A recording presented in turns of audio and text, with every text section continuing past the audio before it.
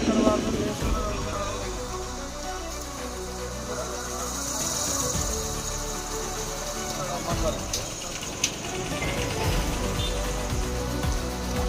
ఎవరు తీసుకున్నారండి సార్ అన్ని? సార్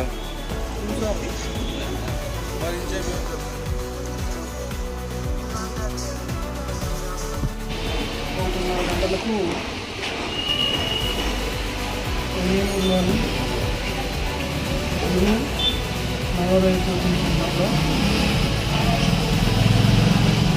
బండారి నిశాంత్ అన్నా సుధాకర్ గారి కుమారుడు. ఈ సెంటర్లో నేను చదవనని చెప్పి మరి ఉన్నప్పటికీ తల్లిదండ్రులు బలవంతాన్ని ఇక్కడ వదిలిపెట్టడం వల్ల ఆ పిల్లోడు పైనుంచి కిందికి దిగడం జరిగింది. ఇందులో భాగంగా మేము నిన్న రాత్రి కూడా ఎంక్వైరీకి వచ్చాము. ప్రిలిమినరీ రిపోర్టు పై అధికారులకు పంపించడం జరిగింది. మరలా ఈరోజు ఈ సెంటర్లో చదువుతున్నటువంటి 28 మంది విద్యార్థులకు వివరాలు సేకరించి తర్వాత ఈ సెంటర్ యజమానిపై చర్య తీసుకోవాలని పై అధికారులకు నివేదించాలని ఉన్న విషయము తెలియజేస్తున్నారు. మీరు ఇప్పుడు ఇక్కడ వచ్చారు కోచింగ్ సెంటర్ దగ్గరికి, ఏం సేకరించారు? ఏమన్నా డీటెయిల్స్? మేము సేకరిద్దామని వచ్చాము కానీ ఇక్కడ 4 నెలలంతా తల్లిదండ్రులు తీసుకొని వెళ్ళాలని తెలిసింది. లాక్ చేసుకొని యాజమాన్యం పాఠశాల యాజమాన్యానికి లాక్ చేసుకొని మరి అది చేత మేము అనుకున్నటువంటి ఏం జరిగింది ఇన్స్టిట్యూట్ దగ్గర? ఎందుకు వచ్చారు మీరు? నిన్నటి దినము నిశాంత్ అనేటటువంటి అబ్బాయి గురు కోచింగ్ సెంటర్లో గత వారం 1వ తారీఖున తల్లిదండ్రులు నవోదయ కోచింగ్ కొరకు వదిలిపెట్టడం జరిగింది.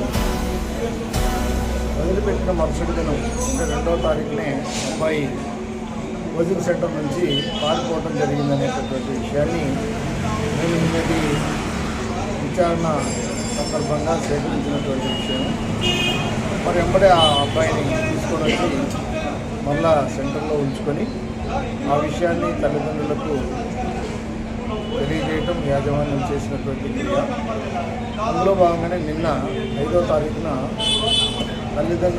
తండ్రి వచ్చి కోచింగ్ సెంటర్ యందు జరిగినటువంటి విషయాలన్నింటినీ కూడా పరిపూర్ణంగా తెలుసుకొని విద్యార్థిని మళ్ళా వారి కుమారుని నచ్చజెప్పి పోవటం జరిగింది. కానీ విద్యార్థి నిన్నటి దినం ఇష్టం లేక బలవన్మరణానికి పాల్పడటం కూడా జరిగింది. మాడిపై నుంచి కింద పడడంతో అబ్బాయికి హెడ్ ఇంజరీ జరిగింది. మరి ఇంకా ఏవి జరిగినాయనేటువంటిది అబ్బాయి ప్రస్తుతం లేడు, కర్నూలు జనరల్ హాస్పిటల్లో ఉన్నాడు. ఆ విషయాన్ని అంతటినీ కూడా కూలంకషంగా ప్రిలిమినరీ రిపోర్టు నిన్నటి దినం గౌరవ డిఈఓ గారికి, ఆర్బీఐ గారికి, కమిషనర్ గారికి పంపడం జరిగింది.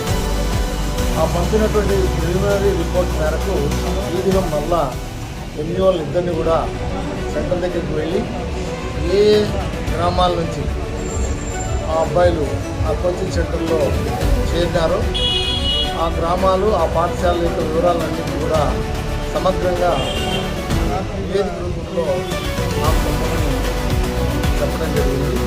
ఆ మేరకు మేము కోచింగ్ సెంటర్ దగ్గరికి మళ్ళా రావడం, వారు చెప్పినటువంటి నివేదికను తయారు చేయడానికి ప్రయత్నం చేసేటువంటి భాగంలో కోచింగ్ సెంటర్కి లాక్ వేసి వారందరూ కూడా విద్యార్థులను మరి తల్లిదండ్రులకు పంపడం జరిగింది. ఆ కారణం చేత మేము పూర్తి వివరాలు సేకరించలేకపోయినాం. ఏది ఏమైనప్పటికీ కూడా పై అధికారులు చెప్పినటువంటి ఏదైతే ఆదేశాలకు అనుగుణంగా మేము ఈ దినము సిద్ధం చేసి కూడా కోచింగ్ సెంటర్ పైన పెట్టమని మా గౌరవ డిఓ గారు చెప్పడం జరిగింది. ఆ మేరకు చెప్పి పోలీస్ స్టేషన్లో కూడా వెళ్ళి చెప్పడం జరుగుతుంది. ఈ కార్యక్రమాలను కోచింగ్ సెంటర్లు ఎక్కడెక్కడ ఉన్నాయో ఆ కోచింగ్ సెంటర్లో ఉన్నటువంటి విద్యార్థుల వివరాలన్నింటినీ కూడా 2-3 రోజుల్లో సేకరించి పరిపూర్ణమైనటువంటి నివేదికను గౌరవ జిల్లా కలెక్టర్ గారికి, డిఓ గారికి నివేదించడం కూడా జరుగుతుంది. ఆ తదుపరి వారు తీసుకున్నటువంటి చర్యలకు మేము సందర్భంలో ఉంటామని చెప్పేసి ఈ సందర్భంగా మేమందరూ కూడా తెలియజేస్తున్నాం. కాబట్టి ఎంతసేపున్నా నివేదికను తయారు చేసి ఆ నివేదికను పై అధికారులకు ఇవ్వటం వరకే మా బాధ్యత. అధికారులు తదుపరి చర్యలు తీసుకునేటప్పుడు వారు మాకు ఏ చర్యలు అయితే తీసుకోమని చెప్తారో ఆ చర్యలు తీసుకోవడానికి మేము సిద్ధంగా ఉన్నామని ఈ సందర్భంగా MO1 అంటూ MO వారు తెలియజేస్తున్నారు. సార్ ఇంకో విషయం, ఇప్పుడు ఈ కోచింగ్ సెంటర్కి మీ పరిధిలో ఉన్న పర్మిషన్లు ఏమైనా కోచింగ్ సెంటర్లో కూడా ఇవ్వలేదు, మా దృష్టికి రాలేదు. అంటే గత కొన్ని రోజుల నుంచి కూడా విద్యార్థి సంఘాలు పర్మిషన్ లేని కోచింగ్ సెంటర్లు రన్ చేస్తున్నారని చాలాసార్లు మీ దృష్టికి తీసుకొచ్చారు, మీ పై అధికారుల దృష్టికి తీసుకొచ్చారు. ఏమైనా చర్యలు వాటిపైన చర్యల్లో భాగంగానే ఎక్కడెక్కడైతే గత విద్యా సంవత్సరంలో మరి ఇంటర్వ్యూ కోచింగ్ సెంటర్ నిర్వహణ చేసినటువంటి తాజా భాష అనేటటువంటి అబ్బాయి అల్లాని మిగతా వాళ్ళపై కూడా చర్యలకు ప్రతిపాదన పంపడం జరిగింది. అందులో భాగంగా ఒక ఉపాధ్యాయుని కూడా కోచింగ్ సెంటర్కి సంబంధించి సస్పెన్షన్ కూడా చేయడం జరిగింది. కాబట్టి ఈ విద్యా సంవత్సరంలో ఎక్కడైతే కోచింగ్ సెంటర్లు ఉన్నాయో తప్పనిసరిగా వాటి మీద చర్యలు తీసుకోవడానికి మేమైతే ప్రతిపాదనలు తప్పకుండా పంపిస్తామని చెప్పేసి తొందరగా తెలియజేస్తున్నాం. అక్కడ విద్యార్థులు ప్రైవేట్ ఫీజులు పెట్టి గవర్నమెంట్ స్కూల్లో ఇక్కడ చదువుతున్నారు. దాన్ని మీరు ప్రతి విద్యార్థి వివరాలు తీసుకుని ఆన్లైన్లో చెక్ చేస్తే ఎక్కడ స్కూల్ ఉన్నారు కదా అక్కడ హాజరైస్తున్నారు కదా. ఖచ్చితంగా ఆ క్రియనే జరగబోయేది. కాబట్టి ఆ క్రియ తప్పనిసరిగా భవిష్యత్తులో జరుగుతుంది. మేము ఆ వివరాలన్నింటినీ కూడా సేకరించి ప్రయోజనాలకు ప్రస్తుతం విద్యార్థి ఎక్కడ చదువుతున్నారు, గవర్నమెంట్ స్కూల్లో, ప్రైవేట్ స్కూల్లో, ఏ ఊరు? అది ఆ వివరాలు మనకు తెలియదు. బట్ ఆ పిల్లడు అయితే దేవరకొండ మండలం మాచాపురం విలేజ్ అనేటటువంటి విషయం మేము కోడుమూరు దేవరకొండ మండలం మాచాపురం గ్రామము ఆ పిల్లవాడికి ఆ విషయాలు కూడా మనం గౌరవ జిల్లా విద్యాశాఖ అధికారి గారికి, కలెక్టర్ గారికి నివేదించడం జరిగింది.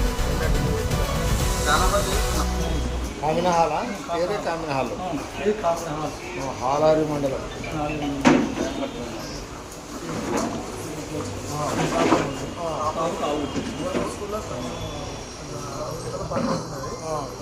ఏ ఊరు? మరి కామినాలు కామినహాల్ అంటే ఆలూరు తాలూకా. కామినహాల్ ఏ మండలము? మరి ఆలేరు మండలం. ఆలహరి మండలం. ఆలూరు తాలూకా ఆలేరు మండలం. ఆలహరి మండలం కామినహాల. వివరాలు ఇస్తారా? వివరాలు ఇస్తారా?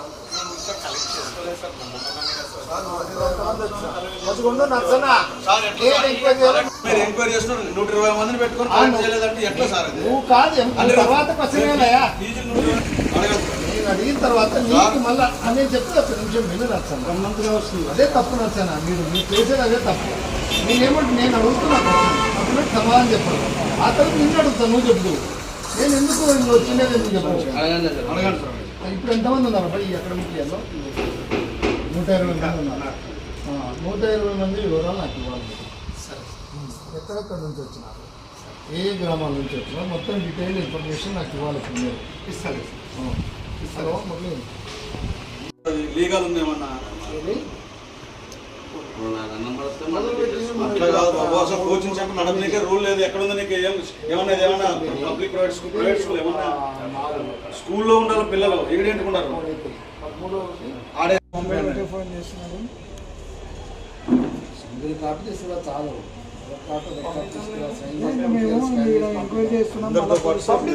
సంతోషం నేను కాలంగా నేను మిమ్మల్ని నేను వ్యతిరేకమని చెప్పడం పంపిస్తాను. సంతోషం పంపిస్తాను. మీరేమన్నారు సార్? మీరు ఒకటే సార్ ఇక్కడ నేను నా జవాబారి నేను పంపిస్తాను. No problem. నేను రాత్రిలో పెట్టుకుంటాను. ఏమన్నా కానీ దేవుడు ఎట్లా ఇచ్చిన కానీ సార్ కడుపు కొట్టడం అంటే ఇదే ఏదో దానికి జరిగిందని అన్నిటి మీద ఇప్పుడు నిజంగా లేదు. ఏమన్నా జరిగింది సార్ మీరు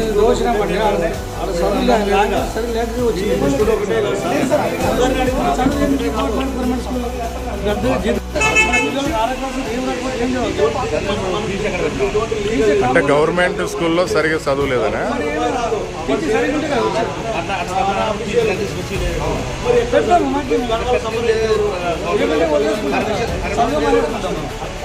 అంతే ఏం చేస్తారు మీ టీచర్స్ యాక్షన్ తీసుకోవాలా? మీరు గవర్నమెంట్ స్కూల్లో మీరు సరిగ్గా చెప్తున్నారు లేదా, పిల్లలు చదువు నేర్పిస్తున్నారు లేదా, పిల్లల భవిష్యత్తు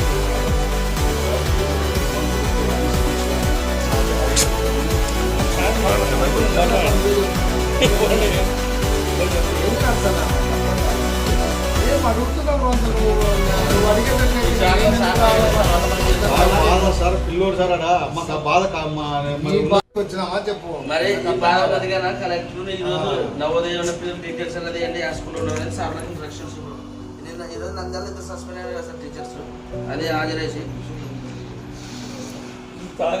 సార్ ఏమంటారు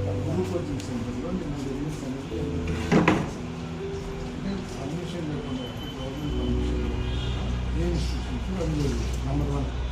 సెకండ్ థింగ్ ఏంటంటే పిల్లోడు ఏమో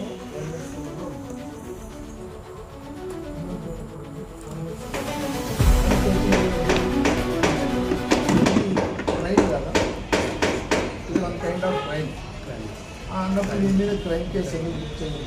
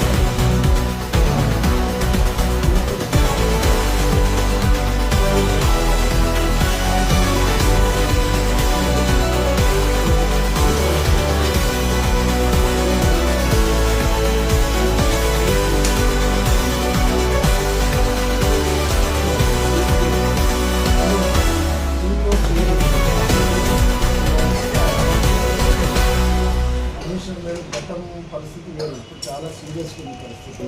కమిషనర్ మేడం పోయింది, అది ఎడ్యుకేషన్ నేర్చుకున్న ఆరోగ్య సభ్యులు పోయింది. వాళ్ళు ప్రతిదీ కూడా స్టేట్ లెవెల్ వెళ్ళిపోతున్నాయి ఇన్ఫర్మేషన్.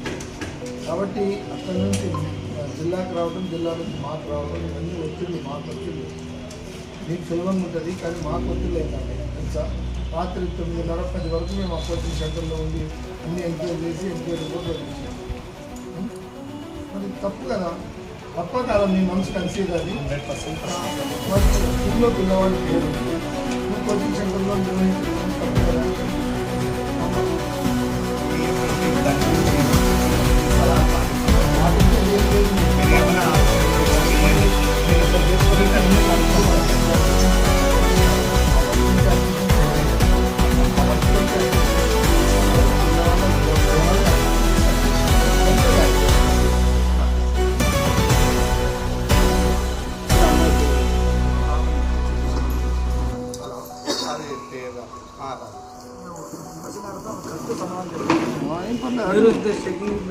ముందుగా చెప్తారు కేసు చేస్తున్నారు కదా. మా పాపని 1వ క్లాస్ నుంచి 6వ క్లాస్కి జాయిన్ చేసాం గవర్నమెంట్ స్కూల్లో. ఉంది కదా, మేము గవర్నమెంట్ వదతకంతోనే గవర్నమెంట్ ద్వారా మేము చేసాము. ఇదివరకు ఆ పాపకి 1వ క్లాస్ 6వ క్లాస్కి వచ్చినా అక్షరాలు రాకపోతే ఏం చేయొచ్చు? ఇది బాగా మంచి ఈ లాంగ్వేజ్ మీరు ఎందుకు యాక్సెప్ట్ క్వశ్చన్ చేసుకోవట్లేదు? వేసినావు కదా మళ్ళీ నేను చెప్తా ఇప్పుడు చెప్పండి. నువ్వు వినాలా? చెప్పు క్వశ్చన్ వేసినావు, నేను సమాధానం చెప్పాలి. చెప్పాలి, అందరూ చెప్పాలి. ఇప్పుడు 1వ తరగతి నుంచి 6వ తరగతి వరకు ప్రభుత్వ పాఠశాలలో మా అమ్మాయిని చేర్పించిన ఇప్పటి వరకు ఏమి అక్షరాలు రావు అని నువ్వు అంటున్నావు కదా. సరే 1వ తరగతిలో చేర్పించినాక ఎన్ని తూర్లు పాఠశాలకు పోయి ఉపాధ్యాయులు ప్రశ్నించినావు నువ్వు తండ్రిగా? తండ్రిగా నేను 2-3 సార్లు చెప్పిన 2-3 తూర్లు చెప్పిన మళ్ళీ వాడు మేము అదే కోచింగ్ సెంటర్కి అయితే ఎన్ని తూర్లు వస్తావు? కాదా, కోచింగ్ సెంటర్కి ఎన్ని తూర్లు వస్తావు? ఇక్కడికైతే వస్తావు, ప్రభుత్వ పాఠశాలలోకి అయితే నువ్వు పోవు, ప్రశ్నించవు. ప్రశ్నించినా కూడా ఏం ప్రశ్నిస్తావు? ఎందుకంటే మీ పాప చదువుకుంటున్నప్పుడు మేము పెట్టినాము, ఆ పాప కొంచెం మీకు నేర్చుకోవాలి అన్నారు. అందుకు సాధారణ తప్ప మనకి ఎత్తికి పట్టుకోదు. ఎట్లా నేర్పించే ప్రయత్నాలు చేయాలి. వాళ్ళ బాధ్యత ఏమన్నది నువ్వు తండ్రి చేసుకుంటుంది. లేదు టీచర్ దగ్గర పోయి కేవలము 7 గంటల సమయంలో పెద్దవాడు ఉంటాడు. నువ్వు చెప్తాను ఏంటంటే నువ్వు కూడా ఎంత బాధ్యత తీసుకోవాలి తెలుసా? సాయంత్రం ఇప్పుడు మేము అడుగుతుంటాం, మీకు ఏమొస్తుంది, అడిగినావు కదా, నువ్వు సాయంత్రం కూడా స్కూల్లో అడిగినావు. ఏమొస్తుంది, ఏం చేయాలంటే సాయంత్రం కూడా అడిగినావు కదా.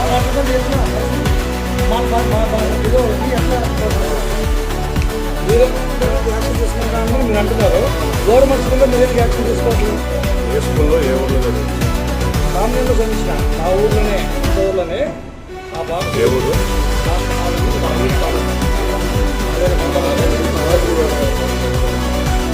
మేము అడుగుతున్నాం సార్, అంటే మీ పిల్లలను గొప్ప సెంటర్లో చెప్పట్లేదు.